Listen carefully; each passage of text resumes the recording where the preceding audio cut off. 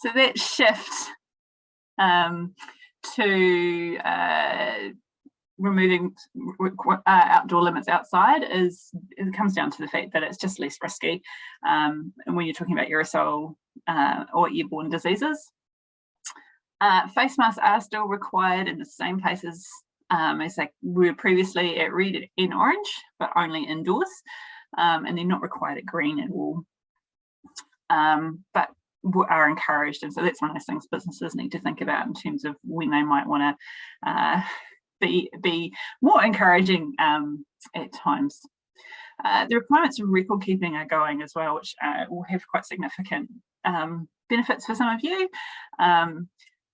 Because Omicron's now well spread through the community, and so we're not doing the tracing of the casual and close contacts anymore, and so that record keeping simply isn't required anymore. It's only household contacts and cases that need to isolate.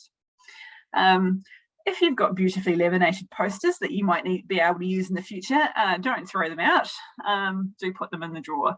It is possible that if we had a future outbreak, that this is one of those things that we might pull back in reasonably quickly. So maintaining that capacity is useful.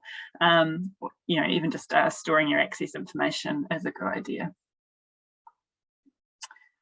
So obviously, indoors and outdoors matters quite a lot for what requirements you need to meet under the revised framework.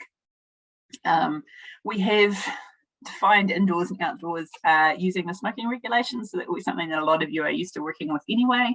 If it's in a fully enclosed space with limited flow of fresh air, then it's indoors.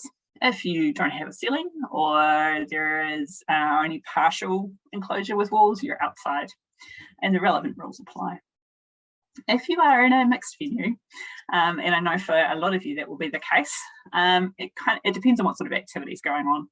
So if you've got an indoor space where people are lingering, maybe there's entertainment in that space or there's dining, then you need to operate to the indoor rules. If, however, it's more of a transitory space, so it's a way to access the outdoors, or it's sort of a side part that people are just travelling through to do retail or go to the bathroom, then the retail rules apply. So that's 1 metre distance, capacity limits based on 1 metre distancing, and face masks in that inside space. Rather than running you through the rules that only apply for 2 more days, I'm just going to go through what the rules are from midnight on the 4th of April. But if you do want details for this weekend, the slides at the end of this pack go through that, and the information is also available on business.gov.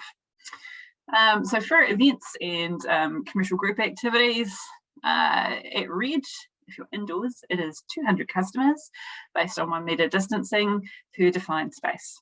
It's something you're quite used to working with. Obviously, if you've got other constraints, that might bring that number down. Customers must be seated and separated if they're eating, and face masks are required for both workers and attendees, except if you are a performer or presenter of some description. Outdoor, there are no capacity limits, no face mask requirements, and no seating requirements. At Orange, there is no capacity limits indoors or outdoors. If you are indoors, face masks are only required for workers, except for those exceptions. If you are running a very large indoor unseated event, then it's recommended that you consider limiting putting a capacity limit in.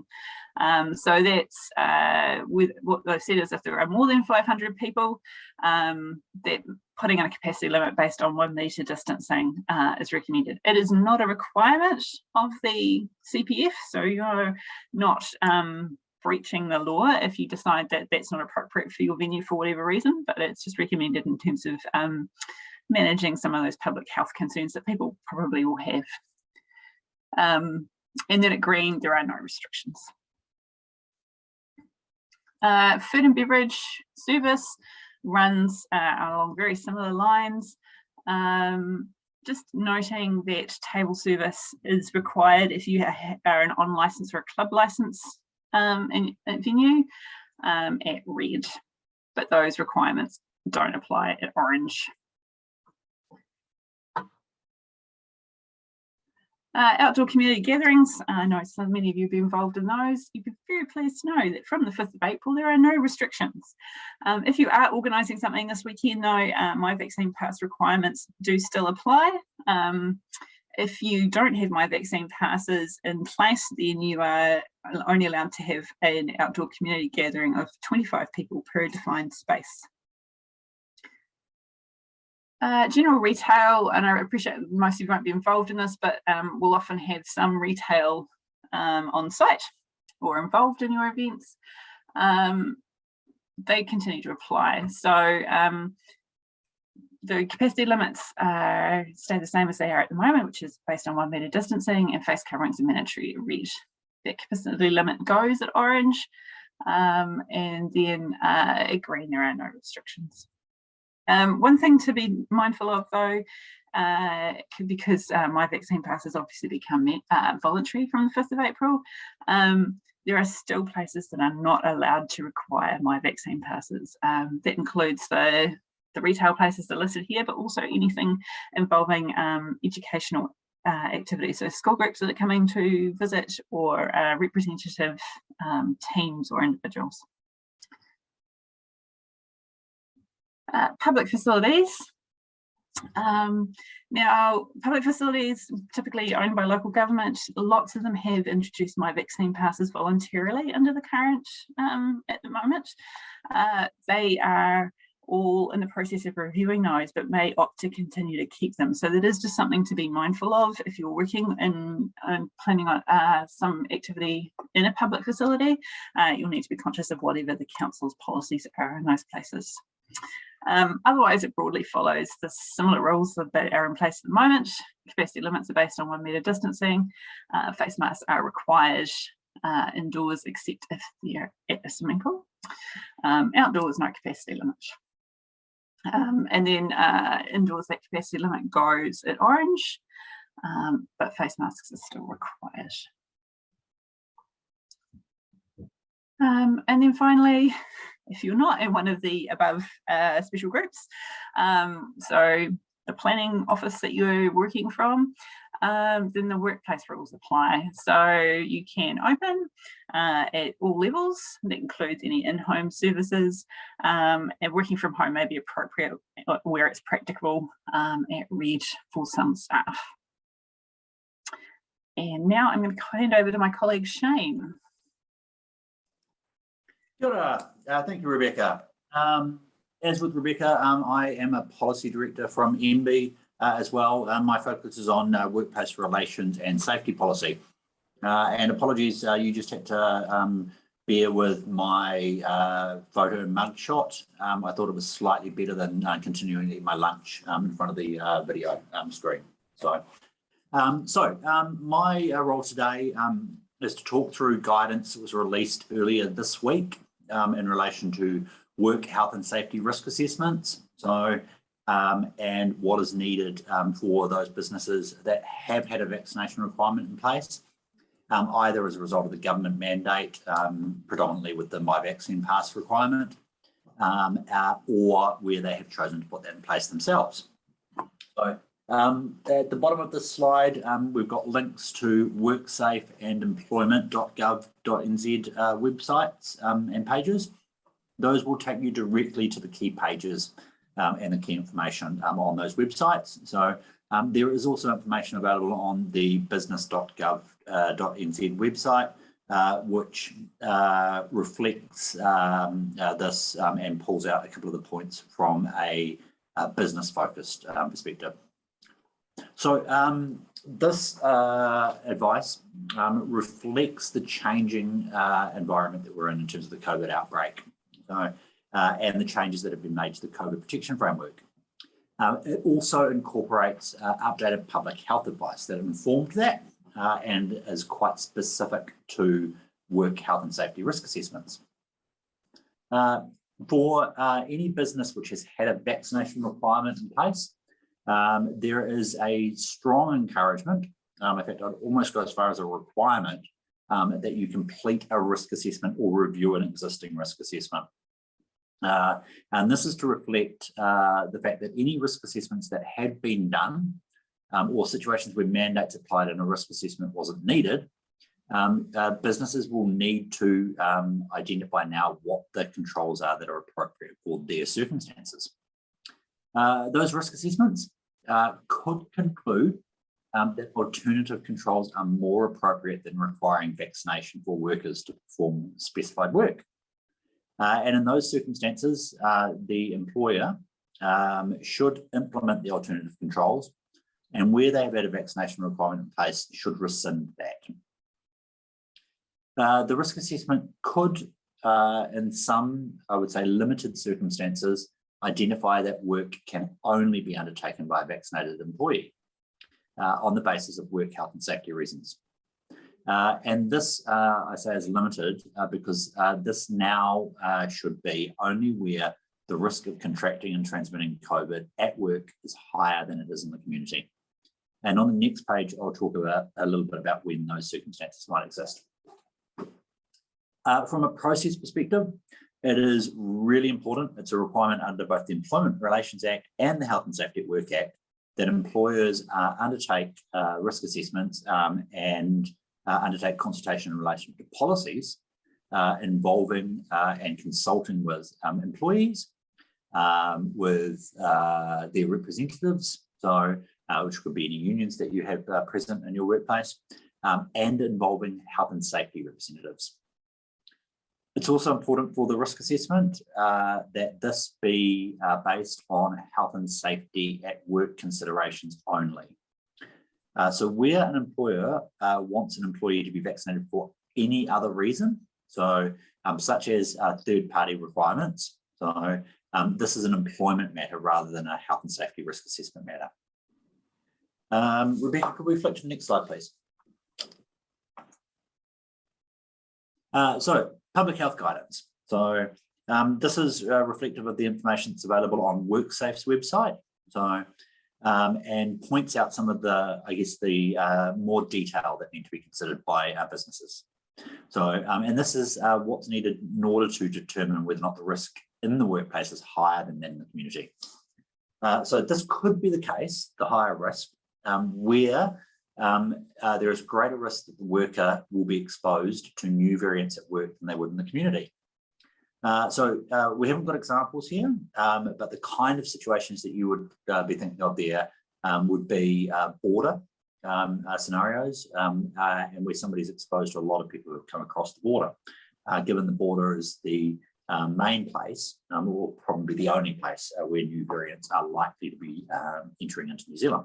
So, could also be a case of higher risk if the worker is regularly interacting with people who are at greater risk of severe illness should they contract COVID-19. And there's updated guidance about people who are at greater risk of severe illness on the Ministry of Health link there. Finally, there could be greater risk where the worker is regularly interacting with people who are less likely to be vaccinated against COVID-19. And this is likely to be a limited scenario again. So because we have been so successful in achieving very high rates of vaccination in New Zealand. However, there are some groups of people who cannot receive the vaccine. So that's children under the age of 5, and groups where there are lower rates of vaccination.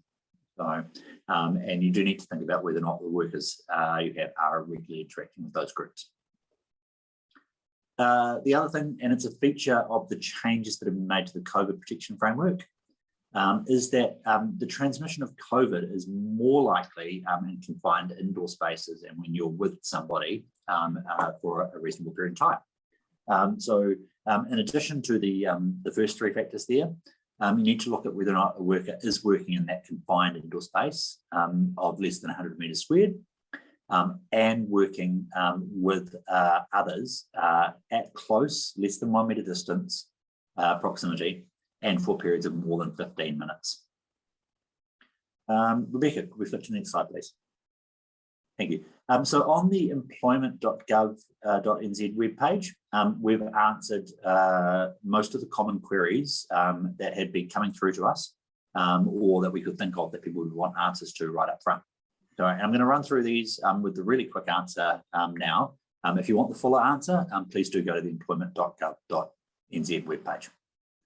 So what should an employer do if they were covered by a government vaccination mandate and it no longer applies to their workplace? This includes where they were covered by the My Vaccine Pass mandate. So in those circumstances, employers need to do a work health and safety risk assessment to decide what controls are appropriate. And then they need to implement those controls. What should an employer do if they had their own vaccination requirement in place? In those scenarios, the employer needs to review the risk assessment that underpinned their vaccination requirements, and then implement any changes to controls that reviewed risk assessment says are required. What should an employer do if they had created a vaccination requirement, but it hadn't come into force yet? In these situations, we would strongly counsel pausing any action related to the vaccination requirement that had been created, and again, reviewing the work health and safety risk assessment to decide what's appropriate. And we say pause in this situation because we think there's a significant legal risk if somebody proceeds with a requirement based on the context having changed, and then proceeds to take, for example, any employment actions that might flow from that requirement. So very strong counsel here to pause and review. We've had lots of questions about what should an employer do when they're hiring staff from now on. So, and I guess the first part of this is focused on, can you ask whether or not somebody is vaccinated? And of course, people can ask whether or not somebody is vaccinated. Whether they answer is a different question. So you can, as an employer, also require vaccination so long as you are covered by a government vaccination mandate, or you have a valid employer vaccination requirement in place. And we'd say there, to do that, you would have to have done the review of the work health and safety risk assessment to know that you still needed a vaccination requirement. And how should an employer go about changing or removing your vaccination requirements? Here we would say, please do the reviews as quickly as possible, so of the risk assessments, or undertake the risk assessment if you are having to do one for the first time, as quickly as possible. And be aware that under the Employment Relations Act, there is a requirement to be open and communicative with staff. It's also good business practice, but there is, I guess, a requirement that you let staff know how you are going about with that review, how long you think it'll take, how you'll engage with them, and when decisions will be made on the basis of what will be changing or when something will be being removed. From the worker perspective, and the sorts of questions you might get from staff or former staff. So can someone who has lost their job due to either a mandate or an employer's requirement that they be vaccinated get their job back? So the short answer to this is there is no right to return to a job that you have either resigned from or have had your employment terminated from, where there was a requirement to be vaccinated and the worker was not vaccinated. There is, however, also no barrier to somebody getting a new job or being re-employed with a former employer, so long as there is no vaccination requirement. So, and I guess the considerations there are, does the employer have vacancies? So we know that there are skill and staff shortages. So employers will probably want back their good workers that unfortunately needed to leave their jobs because they were not vaccinated. So employers might want to seek out those people. So and look at bringing them back onto the books. So, but there is no obligation on employers to do so. And if you fill vacancies, so then there is no right for the person to return to a previous role. It's also a new employment, so re-employing somebody. So terms and conditions need to be negotiated when you're re-employing someone. It could be really simple there in terms of just offering the same terms and conditions as previously. but that is a decision for the employer what they offer. So what about somebody who's on leave because they were not vaccinated? So where there was that requirement. So there is no automatic right to start back to work immediately. So the employer does need to look at whether or not they're still covered by a vaccination mandate and decide whether they're going to have a employer vaccination requirement or whether they're going to rescind that if they had that in place. And you also need to look at whatever the agreement was that you reached about the worker going on leave, and you need to follow that agreement. So, so if that said there would be a certain period of time after a change in circumstances and you would bring someone back, then you need to follow the commitment or the agreement to bring them back. So what about workers who are still unvaccinated? So where an employer requires a vaccination policy. In those circumstances, so long as you follow normal employment law processes, it will be possible to proceed with termination of employment if a worker remains unvaccinated. And as we have throughout the process of the mandates and vaccination requirements, we would say that you need to follow the normal employment law of telling a worker very clearly what is required, giving them a time to make a decision. And you might think you've already done that, but you probably want to reset that time. So, and then only take the action if they remain unvaccinated at the end of that time period. Also suggest in any of those circumstances, because there is a chance that a worker will want to take a personal grievance. So if they're not happy with how they have been treated, that you seek independent legal advice. Rebecca, could I have the next slide, please? So my vaccine passes, they are disappearing as a requirement from next week. So, and they will no longer be part of the COVID protection framework. So, however, the Prime Minister was clear last week when making the announcements on the new settings that businesses can continue to use them voluntarily if they want to do so. And in terms of those circumstances, what a business will be doing, and the example that Rebecca had of public facilities is where this has happened already, is they will be putting an access condition on access to premises. You could have a simple condition of vaccinated people only, or you could use My Vaccine Passes as a proxy for that and require the presentation of a My Vaccine Pass. And the government has said that we'll keep My Vaccine Pass ICT systems running so long as there's demand for that or sufficient demand for that. So if a business is thinking of doing this, so they need to make sure that it is not breaching any contractual restrictions that they might have, such as any leasehold lease arrangements from their leaseholder. But they need to also be clear that it doesn't breach any law. So the COVID protection framework does prohibit the use of My Vaccine Passes in circumstances such as supermarkets or school activities, petrol stations, dairies, and pharmacies. Businesses need also to be careful not to breach the Human Rights Act. So, and the key consideration there is in relation to the right to refuse medical treatment. So, My Vaccine Passes had this clever little feature in them where they showed a positive result in terms of that somebody had a My Vaccine Pass, where somebody had an exemption from the Director General of Health from being vaccinated. And I guess businesses need to think in that context of exemptions. So about what exemption regime they would put in place. So because it's likely that people will assert have broader grounds for having a medical exemption than those that have been officially granted. And it's just something for a business to be clear about what exemptions they would accept. These are all business decisions. So an access condition is put in place by a business. So, and a business in doing so does not need to justify their decisions. So it is a decision for the business alone. However, in a practical sense, you might want to think about whether or not you do want to justify and share those reasons. And have a poster up, for example, that says, we are requiring My Vaccine Passes still because.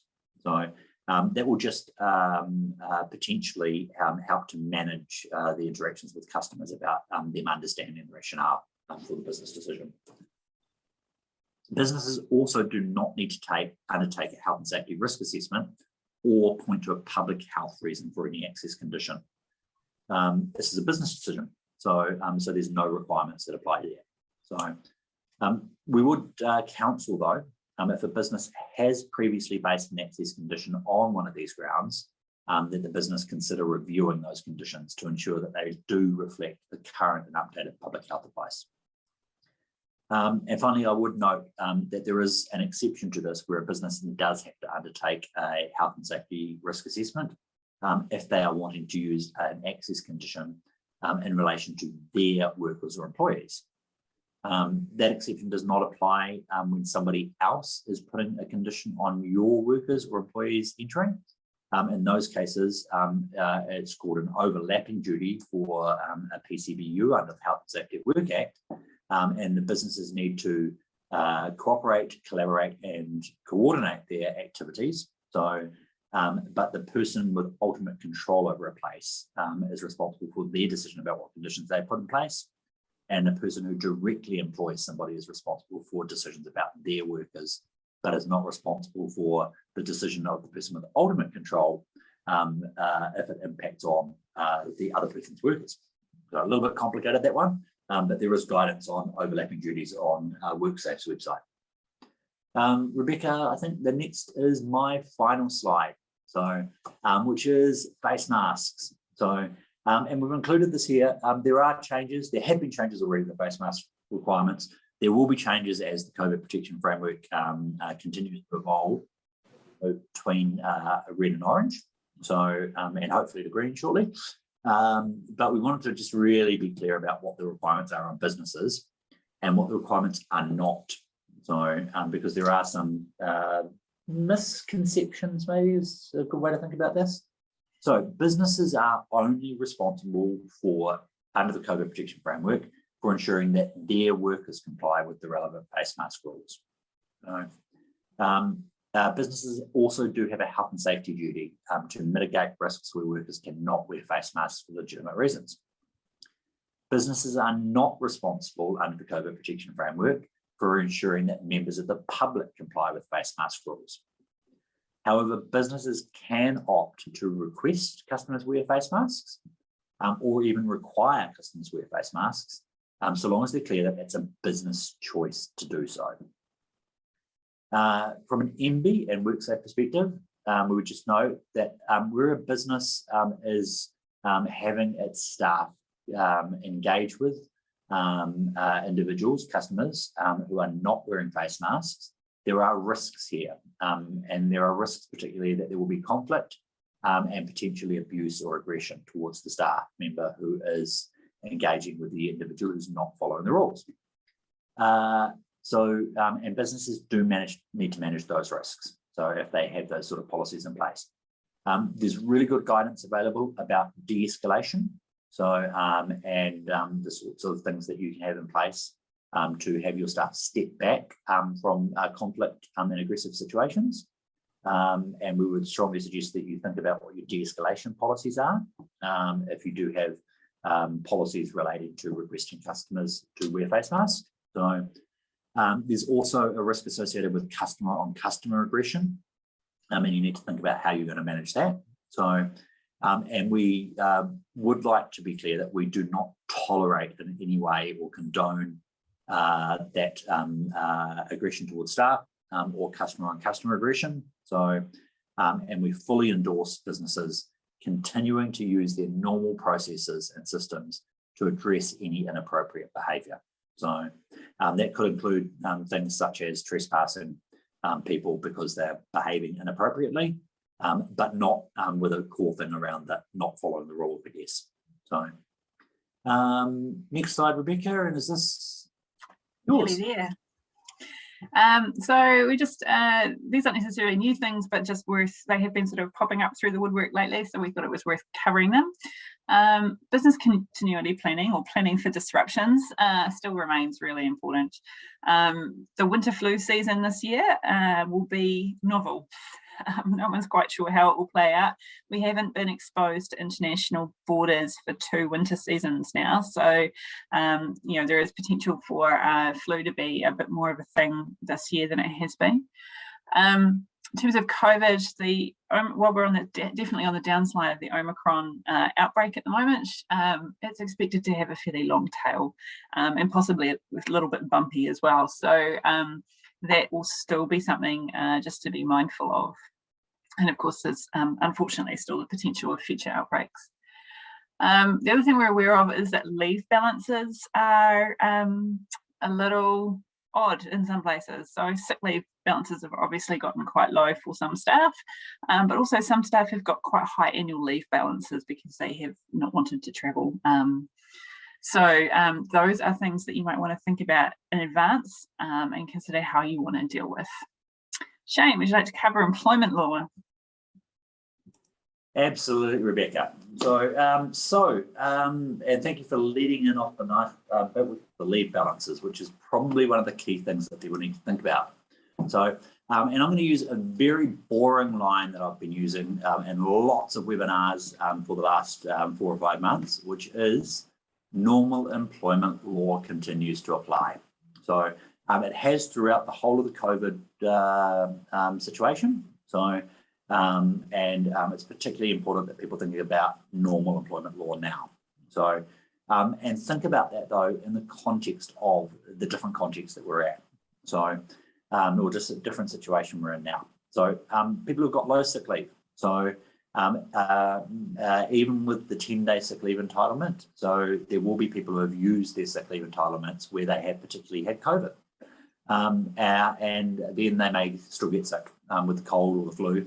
So, in those situations, employers can provide sick leave in advance. So, and workers can ask for that. So you need to think about, I guess, how you would respond to those situations.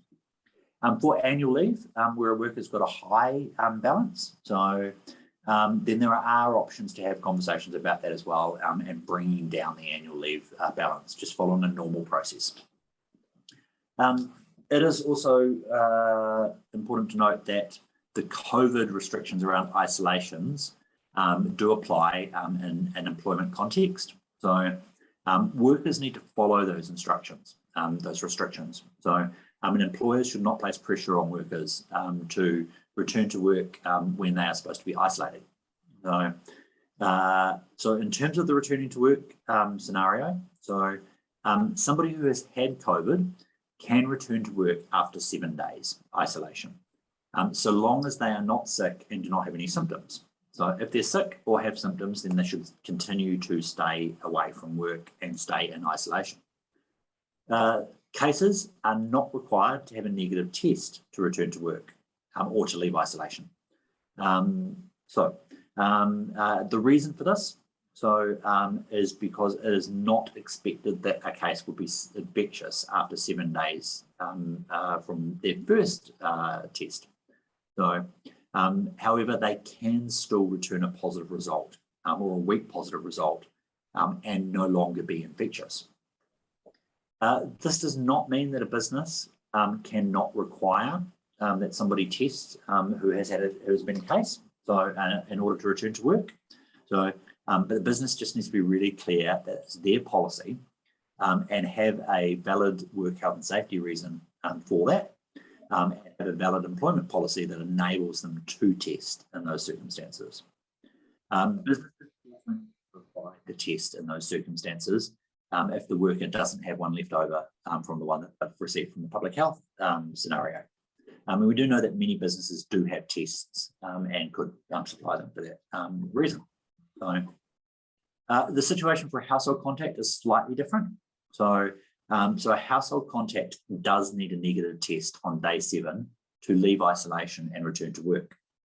And the reason for this is because the testing in that situation is to ensure that they have not caught COVID from the person they've been isolating with. So they need the negative test and also not to be feeling sick or have any symptoms. So if they unfortunately do have a positive test, then they'll be moving to their own isolation period But if they have a negative test on day 7, then they can leave isolation and return to work. Rebecca, back to you. Yes, I know some of you will, you'll get a fuller update from Joe on MCH's support for events through the COVID period, but I did touch base with the MB Tourism team around the ETSP and what might be any changes from that. It does remain available under the revised framework for indoor events at red. At orange, because there are no capacity limits, the ETSP won't be available, but the ETSP will remain available for eligible events that need to cancel or postpone due to the lead artist or performer being required to isolate, regardless of the level of the CPF. And the requirement for events to require My Vaccine Passes has been removed from the scheme.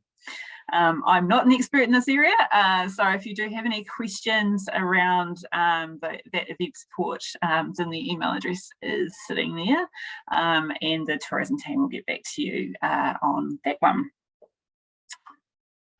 So just a quick what's next. Obviously, the vaccine passes and vaccine mandates roll back at midnight on the 4th of April. And the other thing to watch out for is Cabinet will be reviewing the traffic light colour on Monday. So there will be an announcement about their decisions after that, whether part or all of New Zealand will be going to orange and when that might occur. So do keep an eye out for that one. There is guidance available already on COVID-19 if you're trying to look forward and plan. The current advice on business.gov just focuses on the red settings at the moment, so we will update that shortly, very early next week, to advise on the different changes with the My Vaccine Pass requirements, and also put the orange and green information in there. We're just waiting for the final order so that what we put up is correct. And all the guidance that Shane has talked about is available now on the employment.gov website and also WorkSafe's website. And that's it from me. So questions?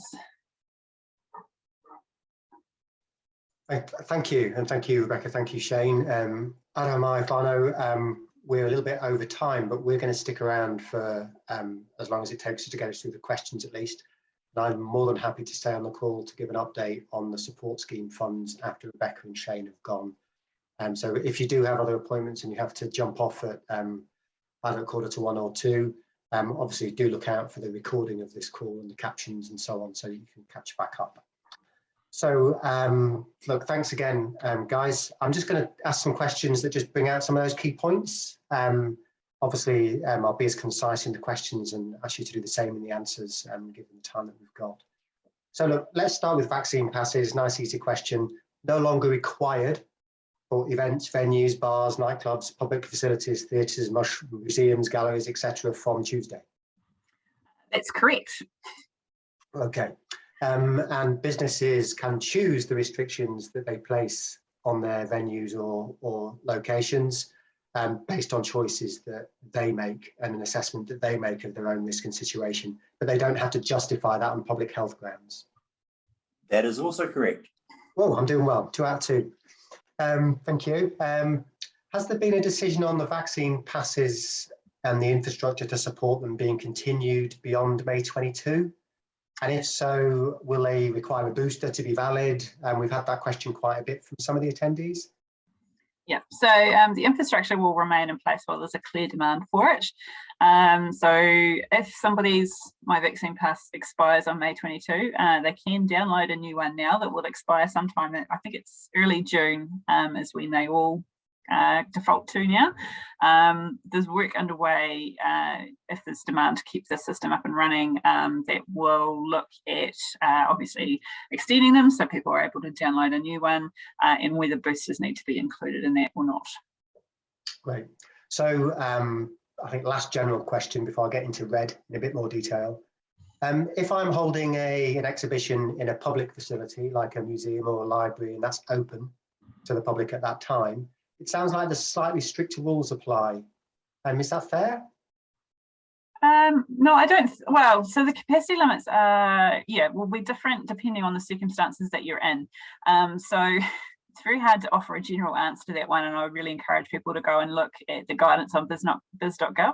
It does walk you through a few scenarios, which will just help you kind of work out. The trick is to think about what's going on in that space, and that the rules are activity based. So if I'm running an event in a museum, then the event rules apply to where that event is being operated. It's not the general museum rules. Right. Okay.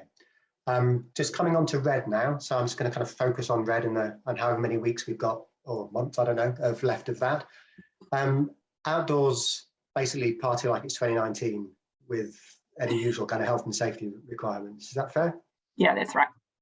Okay. Now let's go indoors. So gig, concert, theatre performance under red. So you talked earlier about a 200-person limit, or a limit based on 1 metre distancing per defined space. That sounds carefully chosen. Could you just break that down for me a little bit? What do we mean? Yeah, so what it means is, so a defined space is a space that that's inside is a space that has walls and no direct airflow into other areas. So if you're talking a concert, then it's the space where the concert's being held, which is separate from, I don't know, maybe next door there's a seminar going on. So within that space, you are only allowed 200 people, or if the space is only, I don't know, 100 square meters, then you can only have 100 people in it. So that they don't have to stay a meter apart. They can cram all into one corner if they want to, but you do need to enable that space. Great. Okay, this is really important. So if I've got 200 people in San Fran and they're all dancing next to the front of the stage, that's fine. It's about the size of the room and the number of people in it, rather than people being an arm's length apart. Yeah. You might want to encourage some distancing, and some people will do it naturally because that's how they feel comfortable. But yeah, when you're indoors, because the air's circulating and you're talking about an airborne disease, being closer together is not something that the public health advice means that you need to manage. Okay, so the space, if you like, is to make sure that people, should they choose to, have the space to withdraw from a close contact situation. Yeah, and it's just about the general airflow. Okay, great. Okay, we'll stay with red and get on to face masks. So if I understood the slides right, face masks are required indoors unless people are seated and eating and drinking under red. Yeah. So I'd probably rephrase that slightly and say that people who are eating and drinking don't have to wear a mask. If they are eating and drinking, they do have to be seated. Right, okay. Yeah. Okay, so I can't walk around the bar with a bottle of beer, having a few drinks. Right, okay, got you.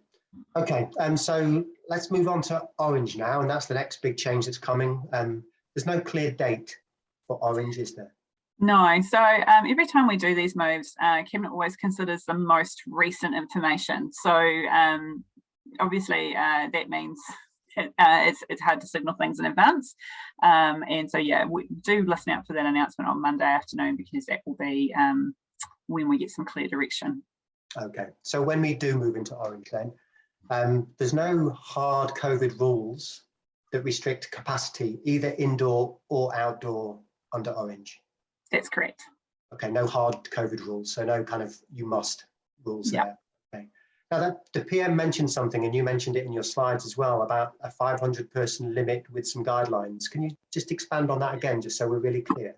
Yeah, so there's just some advice that if you're running a large event where people are wandering around, so it might be, I don't know, an exhibition, so if there's going to be more than 500 people there, then the advice is that you might want to consider limiting that to that 1 metre squared per person that we talked about earlier. And again, it's for the same reasons. You want to give people that kind of space. It's not a requirement, it is just advice.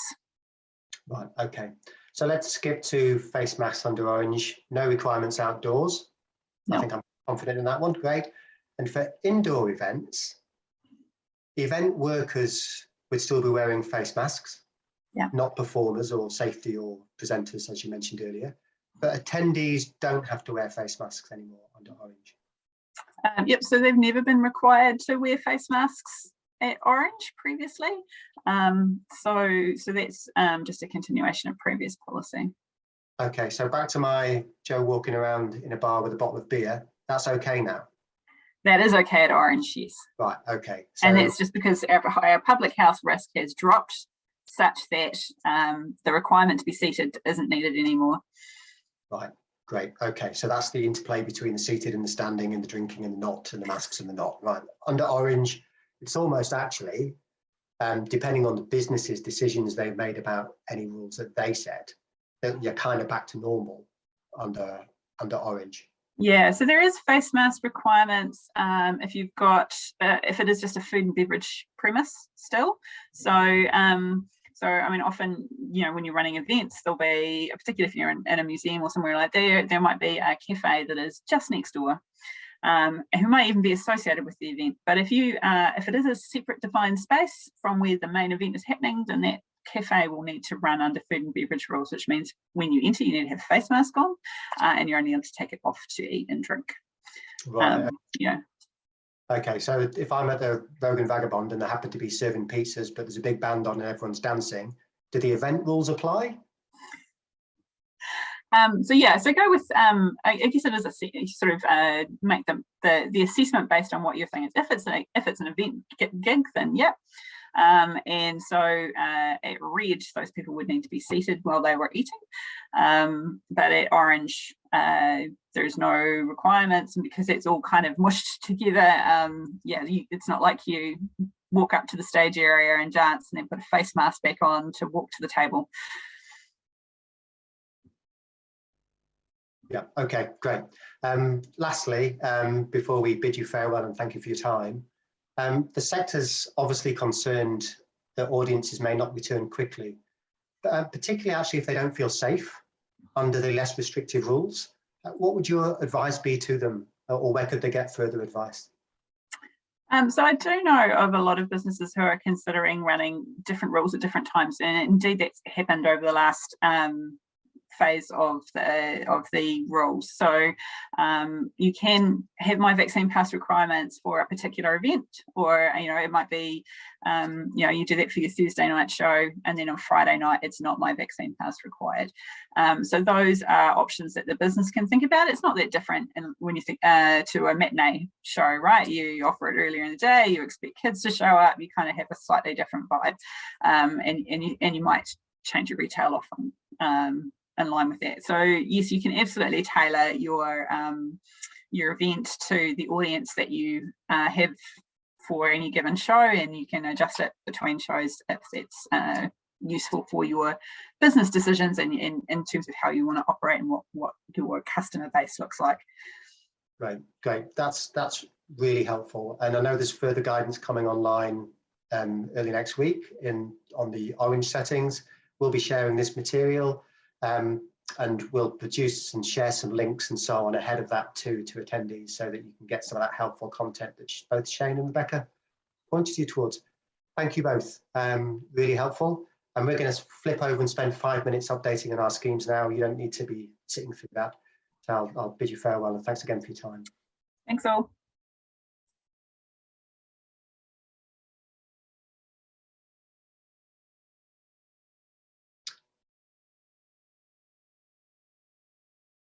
Good. Hopefully somebody can give me a thumbs up from my team and tell me that you can now see the slides. Sure can. Yeah, great, thank you. So, sorry, Thano, I know that there was some detail in that presentation that won't have been relevant to everybody. I was imagining, you know, several hundred self-employed people wondering whether they were going to give themselves any additional holiday leave. But hey ho. I'm just going to do a quick run through now on the changes that this has triggered and the changes to the protection framework on what they've meant for our support schemes. I know that was a hot topic on the chat, so I hope some of you can stay on with me here and hopefully get some clarity.